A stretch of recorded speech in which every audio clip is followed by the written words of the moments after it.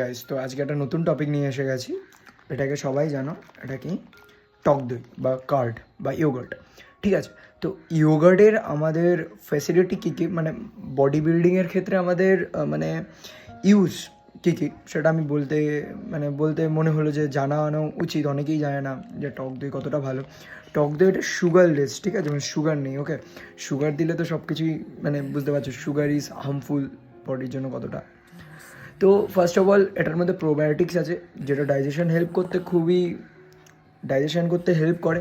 ওকে, তার মধ্যে আরও মাসেল বিল্ডিংয়ে গ্রোথ করে। ঠিক আছে, মানে ডাইজেশনের হেল্প করা মানে মাসেল বিল্ডিংয়ে গ্রোথ করা। দেন তোমরা এটা দিনে একবার করে খেতে পারো। আর এটা তোমরা ওয়ার্কআউটের সময় বহুত মাসেল রিকভারি করে। তো গাইস, এতটুকুই। এটা তোমরা অ্যাড করে নাও। Stay fit, stay healthy. আর মহাদেব।